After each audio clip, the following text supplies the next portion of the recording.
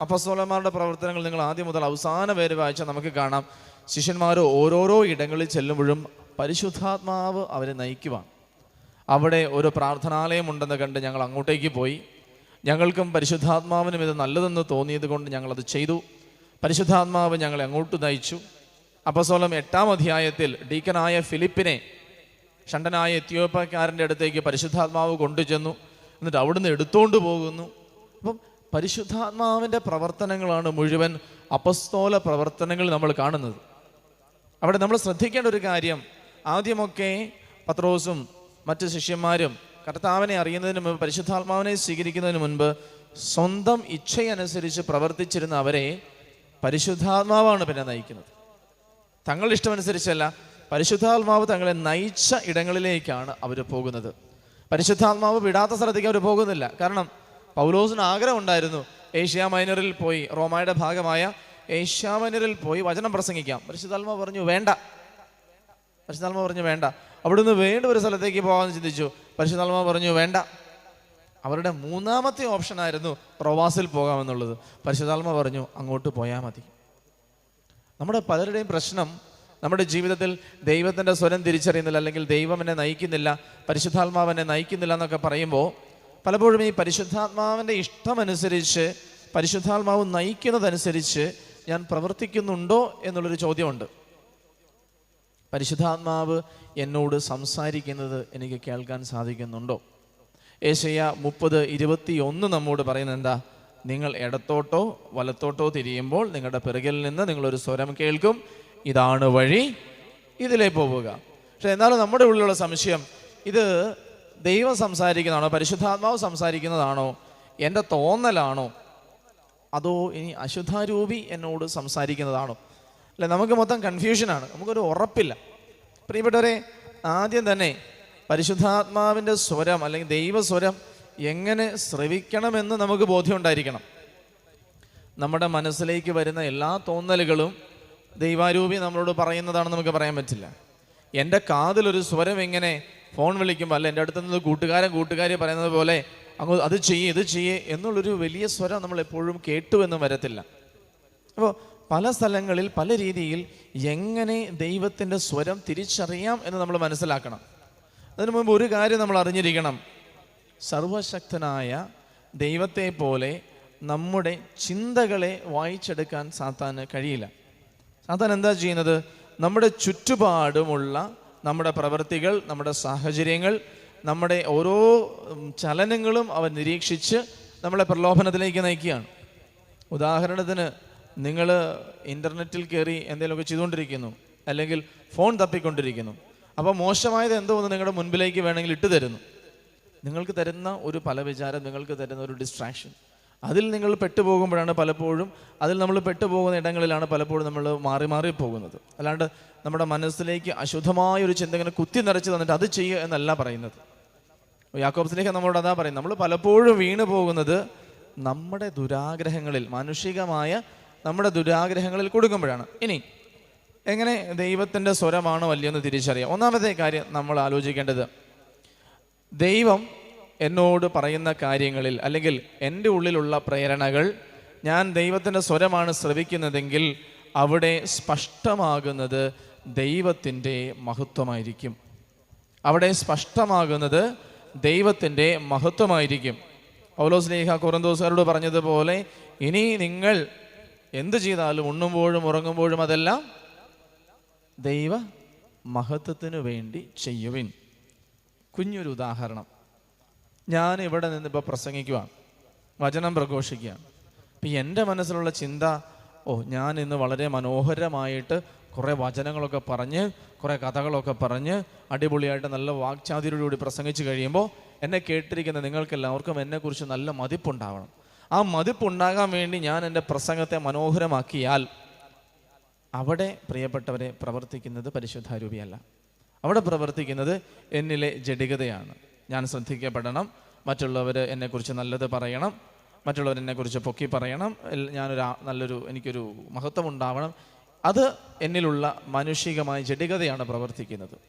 അതേസമയം ഞാൻ പ്രസംഗം പ്രിപ്പയർ ചെയ്യുന്നു, അതിനുശേഷം ദൈവത്തിൻ്റെ അടുത്ത് നിന്ന് ദൈവത്തിന് പ്രാർത്ഥിക്കുകയാണ്, കർത്താവേ നീ ആഗ്രഹിക്കുന്നത് പോലെ എൻ്റെ പ്രസംഗത്തെ നീ നയിക്കണം. അവിടെ എൻ്റെ പ്രസംഗത്തിൻ്റെ വാക്ചാതുരി കുറഞ്ഞു പോയാലും, ഇടയ്ക്ക് വെച്ച് എൻ്റെ പ്രസംഗത്തിന് ഞാൻ ആഗ്രഹിക്കുന്നത് പോലൊരു ഫിനിഷിങ് കിട്ടിയില്ലെങ്കിലും അവിടെ പരിശുദ്ധാരൂപി പ്രവർത്തിക്കും. അവിടെ പരിശുദ്ധാരൂപി പ്രവർത്തിക്കും. അത് കേട്ടിരിക്കുന്നവർക്ക് അവിടെ അഭിഷേകം കിട്ടുകയും മനസ്സിലാവുകയും ചെയ്യും. ഇനി നിങ്ങളുടെ ജീവിതത്തിലേക്ക് ചിന്തിച്ചോ, നമ്മൾ ഒരാൾക്കൊരു സഹായം ചെയ്യുമ്പോൾ, അല്ലേ, ഇപ്പോഴൊക്കെ എല്ലാവരും ഒരാൾക്ക് സഹായം ചെയ്താൽ 10 ഫോട്ടോ എങ്കിലും എടുക്കും, സ്റ്റാറ്റസ് ഇടാനും നാട്ടുകാരെല്ലാം കാണിക്കാനും. അപ്പോൾ നമ്മൾ ഓരോരോ കാര്യങ്ങൾ ചെയ്യുന്നത് എൻ്റെ മഹത്വത്തിനാണോ, എൻ്റെ ആഗ്രഹത്തിനാണോ, എൻ്റെ ഇഷ്ടം നിറവേറ്റി കിട്ടാനാണോ, അത് ദൈവത്തിന് മഹത്വം കൊടുക്കാനാണോ ഞാൻ ഓരോന്നും ചെയ്യുന്നത്? ഞാൻ പൊതുവായിട്ട് പ്രാർത്ഥിക്കുന്നത്, ഞാൻ മറ്റൊരാൾക്ക് സഹായം ചെയ്യുന്നത്, അല്ല ഞാനെങ്ങനെ ഭക്തകൃത്യങ്ങളിൽ ഏർപ്പെടുന്നത് എൻ്റെ മഹത്വത്തിനാണോ, ദൈവമഹത്വത്തിനാണോ? അതോടൊപ്പം തന്നെ പരിശുദ്ധാരൂപി നമ്മളിൽ വന്നു നിറയുമ്പോൾ, പരിശുദ്ധാത്മാവാണ് നമ്മോട് സംസാരിക്കുന്നതെങ്കിൽ വിശ്വാസം, ഈശോയെ ഏറ്റുപറയാൻ പരിശുദ്ധാത്മാവ് നമ്മളെ ഒരുക്കും. യോഹന്നാൻ്റെ ലേഖനം 1-ാം ലേഖനം 4 നമ്മൾ വായിക്കുന്നുണ്ട്. ദൈവത്തിൻ്റെ ആത്മാവിനെ നിങ്ങൾക്ക് ഇങ്ങനെ തിരിച്ചറിയാം: യേശു ക്രിസ്തു ശരീരം ധരിച്ചു എന്ന് ഏറ്റുപറയുന്ന ആത്മാവ് ദൈവത്തിൽ നിന്നാണ്, യേശുവിനെ ഏറ്റുപറയാത്ത ആത്മാവ് ദൈവത്തിൽ നിന്നല്ല. അപ്പോൾ പരിശുദ്ധാത്മാവ് വന്നു കഴിയുമ്പോൾ എൻ്റെ മഹത്വത്തെക്കാൾ ഉപരി ദൈവത്തിൻ്റെ മഹത്വം കാംക്ഷിക്കാനും ഈശോയെ ഏറ്റുപറയാനും. ഈശോയെ ഏറ്റുപറയുന്നവർക്ക് സഹനങ്ങളുണ്ടെന്ന് കർത്താവ് പറഞ്ഞിട്ടുണ്ട്. അപ്പോൾ എന്ത് വന്നാലും ഈശോയെ ഏറ്റുപറയാനും ഞാൻ ശക്തിപ്പെടും. അപ്പോൾ പരിശുദ്ധാരൂപയുടെ സ്വരം ശ്രവിക്കാനായിട്ട് നിങ്ങളിങ്ങനെ കാതോർക്കുമ്പോൾ നിങ്ങളുടെ ഉള്ളിലൊരു ചിന്ത വരുവാണ്, ഇങ്ങനെ ചെയ്യാം. ഉടനെ നിങ്ങൾ അതിനെക്കുറിച്ച് ചിന്തിക്കണം. ഞാൻ എൻ്റെ മനസ്സിൽ തോന്നുന്നത് എന്തുകൊണ്ടാണ്? ഇത് എനിക്ക് നല്ലതായിട്ട് ഭവിക്കുമെന്ന് ഞാൻ ചിന്തിച്ചത് കൊണ്ടാണോ, അതെയോ ഇതിലൂടെ ദൈവം മഹത്വപ്പെടും എന്നുറപ്പുള്ളത് കൊണ്ടാണോ? രണ്ടാമതൊരു കാര്യം, പരിശുദ്ധാരൂപി നമ്മളെ നയിക്കുമ്പോൾ നമ്മുടെ ഉള്ളിൽ പരിശുദ്ധാത്മാവിൻ്റെ ഫലങ്ങളുണ്ടാകും. പരിശുദ്ധാരൂപിയാൽ നയിക്കപ്പെടുന്ന ഒരു വ്യക്തിയുടെ ജീവിതത്തിൽ പരിശുദ്ധാത്മാവിൻ്റെ ഫലങ്ങളുണ്ടാകും. ആദ്യം നമ്മൾ പറഞ്ഞു ദൈവത്തിൻ്റെ മഹത്വം നമ്മൾ അന്വേഷിക്കും. 2 ഫലങ്ങളുണ്ടാവും. ഗലാത്യക്കാർക്കുള്ള ലേഖനത്തിൽ നമ്മളത് കാണുന്നുണ്ട്. പരിശുദ്ധാത്മാവിൻ്റെ ഫലങ്ങൾ എന്തൊക്കെയാണ്? ഒരു വ്യക്തി പരിശുദ്ധാത്മാവിനാൽ നയിക്കപ്പെടുന്നെങ്കിൽ ആ വ്യക്തിയിൽ സ്നേഹം, ആനന്ദം, സമാധാനം, ക്ഷമ, ദയ, നന്മ, വിശ്വസ്തത, സൗമ്യത, ആത്മസംയമനം, ഈ ഫലങ്ങളൊക്കെ ഉണ്ടാവും. പരിശുദ്ധാരൂപിയാൽ നയിക്കപ്പെടുന്നു എന്ന് പറയും.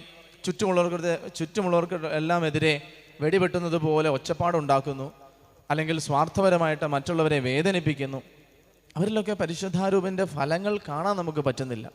അപ്പോൾ ആ ഒരു വ്യക്തിയെ പരിശുദ്ധാത്മാവാണ് നയിക്കുന്നത് എങ്ങനെ പറയാൻ പറ്റും? ആത്മശോധന ചെയ്യാം.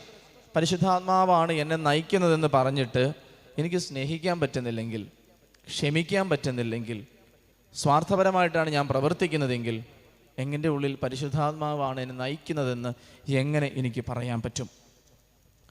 മൂന്നാമതായിട്ട് ഇതാണ് ഏറ്റവും പരമപ്രധാനമായിട്ട് നമ്മൾ ശ്രദ്ധിക്കേണ്ട ഒരു കാര്യം, ദൈവവചനം, ദൈവത്തിൻ്റെ വചനം. പ്രിയപ്പെട്ടവരെ, തിമോത്തിയോസിന് എഴുതിയ ലേഖനം 2-ാം ലേഖനം 3:16 പൗലോസ്ലീഹ പറയുന്നുണ്ട്, ദൈവവചനമെല്ലാം ദൈവനിവേശിതമാണ്. പരിശുദ്ധാത്മാവിൻ്റെ പ്രവൃത്തിയാണ് തിരുവചനം. പരിശുദ്ധാത്മാവാണ് ഈ തിരുവചനത്തിൻ്റെ ഗ്രന്ഥകർത്താവ്. അപ്പോൾ പരിശുദ്ധാത്മാവിനെ നിങ്ങൾക്ക് ശ്രവിക്കണമെങ്കിൽ, ദൈവത്തിൻ്റെ ഹിതം തിരിച്ചറിയണമെങ്കിൽ ആദ്യം നിങ്ങൾ സ്നേഹിക്കേണ്ടത്, ഏറ്റെടുക്കേണ്ടത്, വായിക്കേണ്ടത്, അറിഞ്ഞിരിക്കേണ്ടത് ദൈവവചനത്തെയാണ്. നിങ്ങളൊരു കാര്യത്തെക്കുറിച്ചൊരു തീരുമാനമെടുക്കാനായിട്ട് നിങ്ങൾ പ്രാർത്ഥിക്കുകയാണ്. ദൈവവചനത്തെ മാറ്റിവെച്ചിട്ട് നിങ്ങളവിടെ പ്രാർത്ഥിക്കുമ്പോൾ കർത്താവിന് തന്നെ ബുദ്ധിമുട്ടാണ്. കർത്താവിന് പറയാനുണ്ടായിരുന്ന ഏറ്റവും നല്ല മാധ്യമം ദൈവവചനമായിരുന്നു. അതുള്ളപ്പോൾ പിന്നെ കർത്താവിന് ഒത്തിരി കഷ്ടപ്പെടേണ്ട കാര്യമില്ല. കർത്താവ് വിചാരിക്കും, ഇനി ഞാൻ എങ്ങനെ ഇവനോട് പറയും എന്ത് ചെയ്യണം എന്ത് ചെയ്യേണ്ടെന്ന്. ആദ്യം നിങ്ങൾ ദൈവവചനം വായിക്കുക, വചനത്തെക്കുറിച്ച് ധ്യാനിക്കുക. സ്വല്പസമയം കർത്താവിൻ്റെ അടുത്ത് സ്വസ്ഥമായിട്ട് ശാന്തമായിട്ടിരുന്ന് കർത്താവ് എന്നോട് എന്താണ് പറയുന്നതെന്ന് ധ്യാനിക്കുക, ചിന്തിക്കുക. കർത്താവ് നമ്മുടെ ഉള്ളിൽ നമ്മൾ കേട്ട ദൈവവചനത്തിലൂടെ നമ്മൾ നയിക്കും. ഓരോ കാര്യത്തിനെക്കുറിച്ച് നിങ്ങൾ തീരുമാനമെടുക്കുന്നതിന് മുമ്പ് പ്രാർത്ഥിച്ച്, വചനം വായിച്ച്, ധ്യാനിച്ച് കർത്താവിൻ്റെ സ്വരം ശ്രവിക്കാനായിട്ട് ഒരുങ്ങണം. കാരണം ദൈവവചനമാണ് പരിശുദ്ധാത്മാവ് നമുക്ക് തന്നിരിക്കുന്ന വാള്. തിന്മയ്ക്കെതിരെയുള്ള യുദ്ധത്തിൽ പരിശുദ്ധാത്മാവ് നമുക്ക് തന്നിരിക്കുന്ന ആത്മാവിൻ്റെ വാളാണ് ദൈവവചനം. ചിന്തകളെ, സന്ധിബന്ധങ്ങളെ വിവേചിച്ചറിയുന്ന ദൈവത്തിൻ്റെ വചനം. ദൈവം നമുക്ക് തന്നിരിക്കുന്ന ലവ് ലെറ്ററാണ് ഈ പരിശുദ്ധ ബൈബിൾ. അതിലൂടെയാണ് ദൈവം ഏറ്റവും പരമപ്രധാനമായിട്ട് നമ്മോട് സംസാരിക്കുന്നത്. അതോടൊപ്പം തന്നെ അവസാനമായിട്ട് നാലാമതൊരു കാര്യം കൂടി, പരിശുദ്ധാത്മാവിനാൽ നയിക്കപ്പെടുന്ന ഒരു വ്യക്തിക്ക് ആത്മീയമായ ആനന്ദവും സമാധാനവും ഉണ്ടായിരിക്കും. അതായത് എൻ്റെ ഉള്ളിൽ ഒരു തോന്നൽ വരുവാണ്, ഇന്ന് കുർബാന ചെല്ലുമ്പോൾ നിങ്ങളോടുള്ള പ്രസംഗം എന്തിനെക്കുറിച്ച് പറയണം. അപ്പോൾ പരിശുദ്ധാത്മാവ് എൻ്റെ ഉള്ളിൽ തോന്നിക്കുകയാണ്, പരിശുദ്ധാത്മാവിൻ്റെ സ്വരം ശ്രവിക്കുന്നതിനെക്കുറിച്ച് പറയാം. ഉടനെ തന്നെ എൻ്റെ മനസ്സ് പറയണം, അതൊക്കെ കേട്ട ആൾക്കാർക്ക് ബോറടിക്കില്ലേ, അതിനെക്കുറിച്ച് നല്ല ഇച്ചിരൂടെ കേൾക്കാൻ ഇമ്പമുള്ള മറ്റെന്തെങ്കിലും പറയാം. ഞാൻ പരിശുദ്ധാത്മാവിൻ്റെ സ്വരത്തെക്കുറിച്ച് സംസാരിക്കുമ്പോൾ അത് പരിശുദ്ധാത്മാവ് ആഗ്രഹിക്കുന്നതാണെങ്കിൽ എൻ്റെ ഉള്ളിൽ ആനന്ദം ഉണ്ടാവും. പ്രസംഗം നല്ലതായതുകൊണ്ടല്ല, ഞാൻ ശരിയായത് തിരഞ്ഞെടുത്തു എന്നുള്ളൊരു സമാധാനം ഉണ്ടാകും ആ തീരുമാനിക്കുന്ന ഉടനെ. അതല്ലെങ്കിലോ ഞാൻ എത്ര മനോഹരമായിട്ട് പ്രസംഗം പറഞ്ഞാലും എനിക്കൊരു നിർവൃതി ഉണ്ടാവില്ല, ആനന്ദമുണ്ടാവില്ല, എൻ്റെ ഉള്ളിലൊരു സമാധാനം ഉണ്ടാവില്ല. ഞാൻ എപ്പോൾ തീരുമാനമെടുത്താലും പരിശുദ്ധാത്മാവിനോട് ഞാൻ ചെവി കൊടുക്കുന്ന സമയത്ത് എൻ്റെ ഉള്ളിൽ ഒരു ആനന്ദം നിറയും. അപ്പോസ്തല പ്രവർത്തനങ്ങളിൽ പലയിടത്തും നമ്മളത് വായിക്കുന്നുണ്ട്. അപ്പോസ്തലന്മാർ പ്രത്യേകിച്ച് 15:28 പറയുന്നുണ്ട്, പരിശുദ്ധാത്മാവിനാൽ നയിക്കപ്പെട്ടപ്പോൾ ഞങ്ങൾക്ക് അത് നല്ലതെന്ന് തോന്നി, ഞങ്ങൾക്കും പരിശുദ്ധാത്മാവിനും അത് നല്ലതെന്ന് തോന്നി. അപ്പോൾ പ്രിയപ്പെട്ടവരെ, പരിശുദ്ധാത്മാവിൻ്റെ സ്വരം നിങ്ങൾ ശ്രവിക്കാനായിട്ട് ഒരുങ്ങുമ്പോൾ, പ്രാർത്ഥിക്കുമ്പോൾ ഈ 4 കാര്യങ്ങൾ മനസ്സിലുണ്ടാവട്ടെ. ഒന്ന്, പരിശുദ്ധാരൂപി നമ്മളെ നയിക്കുന്നത് ദൈവ മഹത്വത്തിന് വേണ്ടി പ്രവർത്തിക്കാനാണ്, സ്വാർത്ഥ താല്പര്യങ്ങൾക്ക് വേണ്ടിയല്ല. 1 കൊരിന്തോസ് 12 നമ്മൾ വായിക്കുന്നു, പൊതു നന്മയ്ക്ക് വേണ്ടിയിട്ടാണ് പരിശുദ്ധാത്മാവ് നമ്മളെ വരങ്ങൾ കൊണ്ടും ദാനങ്ങൾ കൊണ്ടുമൊക്കെ നിറയ്ക്കുന്നത്. 2, ദൈവസന്നിധിയിൽ പരിശുദ്ധാത്മാവിൻ്റെ ഫലങ്ങൾ നമ്മളിൽ ഉളവാകും. പരിശുദ്ധാത്മാവിൽ നയിക്കപ്പെടുമ്പോൾ പരിശുദ്ധാത്മാവിൻ്റെ സ്വരം തിരിച്ചറിയുവാനും ദൈവം നമ്മോട് സംസാരിക്കുന്ന കാര്യങ്ങൾ ഏറ്റെടുക്കുവാൻ ഏറ്റവും നല്ല മാർഗം ദൈവവചനം വായിക്കുന്നതും ധ്യാനിക്കുന്നതും ദൈവസന്നിധിയിൽ അതിനുശേഷം ദൈവത്തിൻ്റെ സ്വരം ശ്രവിക്കുന്നതുമാണ്. 4, പരിശുദ്ധാത്മാവിൻ്റെ സ്വരം ശ്രവിക്കുന്ന നമ്മളിൽ, പരിശുദ്ധാത്മാവ് നയിക്കുന്ന തീരുമാനമെടുക്കുന്ന നമ്മളിൽ ആത്മീയമായ ആനന്ദവും സമാധാനവും ഉണ്ടാകും. സ്ത്രീഹന്മാരെല്ലാവരും പരിശുദ്ധാത്മാവിൽ നയിക്കപ്പെട്ടപ്പോൾ നിങ്ങൾ അപ്പസ്തോല പ്രവർത്തനങ്ങൾ ഈ നാളുകളിലൊക്കെ വായിച്ചൊരുങ്ങുക. കാരണം പന്തക്കുസ്തായ്ക്ക് വേണ്ടി നമ്മൾ ഒരുങ്ങിക്കൊണ്ടിരിക്കുന്ന സമയമാണ്. അപ്പോൾ അപ്പസ്തോലന്മാർ എങ്ങനെ പരിശുദ്ധാത്മാവ് നയിച്ചു, അവരെങ്ങനെ പരിശുദ്ധാത്മാവിനെ സ്വീകരിച്ചതിന് ശേഷം അവരെങ്ങനെ പ്രവർത്തിച്ചു, ഈ കാര്യങ്ങളൊക്കെ നിങ്ങൾ വായിച്ചൊരുങ്ങാൻ ഏറ്റവും നല്ലത് അപ്പസ്തോല പ്രവർത്തനം വായിക്കുവാണ്. സുവിശേഷത്തെക്കുറിച്ച് കൂടി ഒരു കാര്യം പറഞ്ഞുകൊണ്ട് ഞാൻ നിർത്താം. സുവിശേഷത്തിലേക്ക് വരുമ്പോൾ യോഹന്നാൻ്റെ സുവിശേഷം 15:19 കർത്താവ് നമ്മോട് പറയുകയാണ്, ലോകം നിങ്ങളെ ദ്വേഷിക്കും. ലോകം നിങ്ങളെ ദ്വേഷിക്കും, ഉറപ്പാണ്. നിങ്ങൾ ലോകത്തിൻ്റേതായിരുന്നെങ്കിൽ ലോകം നിങ്ങളെ പോട്ടെ എന്ന് വെച്ചേനെ. നിങ്ങൾ ലോകത്തിൻ്റേതല്ലാത്തത് കൊണ്ടും ഞാൻ നിങ്ങളെ ലോകത്തിൽ നിന്ന് തിരഞ്ഞെടുത്തത് കൊണ്ടും ലോകം നിങ്ങളെ ദ്വേഷിക്കും. ലോകം നിങ്ങളെ ദ്വേഷിക്കും. 2 തിമോത്തി 3:12 യേശുക്രിസ്തുവിനോട് ചേർന്ന് വിശുദ്ധ ജീവിതം നയിക്കാൻ ആഗ്രഹിക്കുന്നവരെല്ലാം പീഡിപ്പിക്കപ്പെട്ടു. എന്നാ സുഖമുള്ള കാര്യമല്ലേ? കേൾക്കാൻ ഇമ്പമുണ്ടോ എന്നെനിക്കറിയാൻ പാടില്ല. കാരണം കർത്താവ് ഒരിടത്തും പറഞ്ഞിട്ടില്ല, നീ എൻ്റെ കൂടെ നടന്നാൽ ഞാൻ നിനക്ക് പട്ടുമെത്ത തരാം, ഞാൻ നിനക്ക് മട്ടുപ്പാവ് തരാം, മണിമാളിക തരാം എന്ന് ഒരിക്കലും ഒരിടത്തും കർത്താവ് പറഞ്ഞിട്ടില്ല. കർത്താവ് എന്താ പറഞ്ഞേ? എൻ്റെ കൂടെ വരാൻ ആഗ്രഹിക്കുന്ന ഒരു കാര്യം ഓർത്തോണം, കുറുനരികൾക്ക് മാളങ്ങളും പക്ഷികൾക്ക് ചില്ലകളും കൂടുകളും സർപ്പങ്ങൾക്ക് മാളകളും എല്ലാം ഉണ്ട്. പക്ഷേ മനുഷ്യപുത്രന് തല ചായ്ക്കാൻ മണ്ണിലിടമില്ല. അത്തരം ഒരു അരക്ഷിതമായ ജീവിത സാഹചര്യത്തിലേക്കാണ് നീ കാലെടുത്ത് വയ്ക്കുന്നത്. അങ്ങനെയുള്ളവനെ ക്രിസ്തുവിനെ യഥാർത്ഥമായിട്ട് അനുഗമിക്കാനും ക്രിസ്തീയ ജീവിതം നയിക്കാനും സാധിക്കും. അതുകൊണ്ടാണ് കർത്താവ് പറഞ്ഞത്, സ്വയം പരിത്യജിച്ച് അനുദിനം നിന്റെ കുരിശുമെടുത്ത് എന്നെ അനുഗമിക്കാൻ പറ്റിയാൽ മാത്രമേ നിനക്ക് എൻ്റെ ശിഷ്യനാകാൻ പറ്റുള്ളൂ. നിന്റെ ഇഷ്ടങ്ങളെ, നിന്റെ സുഖങ്ങളെ, നിന്റെ താല്പര്യങ്ങളെ വേണ്ടെന്ന് വയ്ക്കാൻ, നഷ്ടപ്പെടുമ്പോൾ പരിഭവപ്പെടാതിരിക്കാൻ നിനക്ക് പറ്റിയാലേ നിനക്ക് എൻ്റെ ശിഷ്യനാകാൻ സാധിക്കുകയുള്ളൂ. എന്തുകൊണ്ടാണ് കർത്താവ് പറഞ്ഞത് ലോകം നിങ്ങളെ ദ്വേഷിക്കുമെന്ന് പറഞ്ഞത്? കാരണം നമ്മൾ ലോകത്തിനോട് കൂട്ടുപിടിക്കുന്നില്ല. നമ്മൾ ലോകത്തിനോട് കൂട്ടുപിടിക്കുന്നില്ല. യോഹന്നാനും യാക്കോബും എല്ലാം പറയുന്നത് എന്താണ്? ലോകത്തോടുള്ള മൈത്രി ദൈവത്തോടുള്ള ശത്രുതയാണ്. ലോകത്തോടുള്ള മൈത്രി, ലോകത്തിനുള്ള കൂട്ടുകെട്ട് ദൈവത്തോടുള്ള ശത്രുതയാണ്. പത്രോസ് ലേഖനത്തിനെ കുറിച്ച് മനോഹരമായിട്ട് പറയുന്നുണ്ട്. 1 പത്രോസ് 4:4 നിങ്ങളിപ്പോൾ അവരുടെ ദുർവൃത്തികളിൽ പങ്കുചേരാത്തത് കൊണ്ട് അവർ നിങ്ങളെ ദ്വേഷിക്കും. നിങ്ങളൊന്ന് ചിന്തിച്ച് നോക്കിയേ, ഇന്നത്തെ ലോകം എല്ലാ തരത്തിലുള്ള കാര്യങ്ങളോടും ഒരു ടോളറൻസ്, അവർ സഹിച്ചോളും, സാരമില്ല പോട്ടെ, നമുക്കത് അംഗീകരിക്കാം, എന്ത് വേണമെങ്കിലും അംഗീകരിക്കാം. പക്ഷേ ക്രിസ്തീയ വിശ്വാസത്തെ, ക്രിസ്തീയ മൂല്യങ്ങളെ ലോകത്തിന് അംഗീകരിക്കാൻ പറ്റുന്നില്ല. എല്ലാ കൊള്ളരുതായ്മകളും എല്ലാ സ്വാർത്ഥ മനോഭാവങ്ങളും ലോകത്തിന് അംഗീകരിക്കാൻ പറ്റുന്നുണ്ട്. പക്ഷേ ക്രിസ്തീയ ജീവിതത്തെ, ക്രിസ്തീയ ജീവിത വിശുദ്ധിയെ ലോകത്തിന് അംഗീകരിക്കാൻ പറ്റുന്നില്ല. നമ്മൾ ലോകത്തിനോട് കൂട്ടുചേരാത്തത് കൊണ്ട്, അത് തെറ്റാണെന്ന് പറഞ്ഞ് നമ്മൾ മാറി നിൽക്കുന്നത് കൊണ്ട് ലോകം നമ്മളെ ദ്വേഷിക്കും. ഈ ഒരു അനുഭവം ഇല്ലാത്തത് കൊണ്ടാണ് പലപ്പോഴും പ്രിയപ്പെട്ടവരെ സഹനങ്ങൾ വരുമ്പോൾ നമ്മൾ ഓടിപ്പോകുന്നതും ലോകത്തിനോട് കൂട്ടുചേരുന്നതും. നിങ്ങളത് ചിന്തിച്ച് നോക്കിയേ, ഇപ്പോൾ ലോകത്തിൽ എന്തൊക്കെ തരത്തിലുള്ള മൂല്യച്യുതിയാണ് സംഭവിച്ചുകൊണ്ടിരിക്കുന്നത്. ഉപഭോഗ സംസ്കാരമാണ് ലോകത്തിന് ഏറ്റവും വലുതായിട്ട് കാണുന്നത്. എന്താണ്? എൻ്റെ ആഗ്രഹത്തിനൊത്ത്, എൻ്റെ ഇഷ്ടത്തിനൊത്ത് ഞാൻ എല്ലാത്തിനും ഉപയോഗിക്കും. വ്യക്തികളെ ഞാൻ എൻ്റെ താല്പര്യത്തിന് വേണ്ടി ഉപയോഗിക്കും. വസ്തുവകകളെ എൻ്റെ താല്പര്യം അനുസരിച്ച് ഞാൻ ഉപയോഗിക്കും. എൻ്റെ ഉപയോഗം കഴിയുമ്പോൾ ഞാൻ അതിനെ ഉപേക്ഷിക്കും. എനിക്ക് സുഖം കിട്ടിക്കഴിഞ്ഞാൽ ഞാൻ അതിനെ ഉപേക്ഷിക്കും. വ്യക്തിബന്ധങ്ങളായിക്കൊള്ളട്ടെ, വ്യക്തികളായിക്കൊള്ളട്ടെ, എന്തു തന്നെ ആയിക്കൊള്ളട്ടെ, എനിക്ക് സുഖം തന്നതിന് ശേഷം ഞാൻ അതിനെ ഉപേക്ഷിക്കും. ഉപയോഗിച്ചിട്ട് വലിച്ചെറിയുന്ന സ്വഭാവം, അല്ലെങ്കിൽ എനിക്ക് ശരിയെന്ന് തോന്നുന്നത് ഞാൻ ചെയ്യും. ആത്യന്തികമായിട്ടൊരു ശരിയോ തെറ്റോ ഇല്ല. എൻ്റെ ശരി എൻ്റെ ശരി, നിൻ്റെ ശരി നിനക്ക് ശരി, എൻ്റെ തെറ്റ് മാത്രം എനിക്ക് തെറ്റ്. ക്രിസ്തീയ ജീവിതം നമ്മളെ പഠിപ്പിക്കുന്നു അങ്ങനെയല്ല. കർത്താവ് പറഞ്ഞിട്ടുണ്ട്, അത് തെറ്റാണ്. സഭ പഠിപ്പിക്കുന്നു, അത് തെറ്റാണ്. നമ്മൾ പറയും ഞങ്ങളതിന് കൂട്ടു നിൽക്കില്ല. നിങ്ങളിപ്പോഴത്തെ മാധ്യമങ്ങൾ എടുത്ത് നോക്കിക്കോ, എന്തോരം വയലൻസാണ് ലോകത്തിൽ പെരുകിക്കൊണ്ടിരിക്കുന്നത്. എന്തോരമാണ് ലോകം എന്തിനോടൊക്കെ ഇപ്പോൾ ശരി പറഞ്ഞുകൊണ്ടിരിക്കുന്നത്. അബോർഷനോട് ലോകം കുഴപ്പമില്ല എന്ന് പറയാനായിട്ട് തുടങ്ങിയിട്ട് കുറേ കാലമായി, ശരി വയ്ക്കാൻ തുടങ്ങിയിട്ട്. പലയിടങ്ങളിൽ കത്തോലിക്ക വിശ്വാസികൾ അതിനെതിരെ പ്രാർത്ഥിക്കുന്നു, പ്രവർത്തിക്കുന്നു, ധർണ നടത്തുന്നു, എല്ലാം ചെയ്യുന്നുണ്ട്. എന്നിട്ടും അതിലെ ആധ്യാത്മികത, ജീവൻ്റെ മഹത്വം തിരിച്ചറിയാൻ ലോകത്തിന് സാധിക്കുന്നില്ല. എനിക്ക് അത് വേണ്ടെന്ന് വെച്ചാൽ വേണ്ടെന്നാണെങ്കിൽ അത് വേണ്ടെന്ന് വെക്കാൻ ഞാൻ തീരുമാനിച്ചാൽ അതെൻ്റെ ശരിയാണ്. അതിന് നിയമങ്ങളും മാറുന്നു, സംവിധാനങ്ങളും മാറുന്നു. വിവാഹത്തിന് മുൻപുള്ള സഹവാസം, ലിവിങ് ടുഗെദർ, ഇപ്പോഴത്തെ സോഷ്യൽ മീഡിയ, സിനിമകൾ എല്ലാം എടുത്തു നോക്കിയാൽ നിങ്ങൾക്ക് കാണാം, ലോകം മുഴുവൻ ശരിവെക്കുന്നതും ലോകം മുഴുവൻ ഉയർത്തിപ്പിടിക്കുന്നതും ഇത്തരത്തിലുള്ള ജഡികമായ സുഖലോലുപതകളെയാണ്.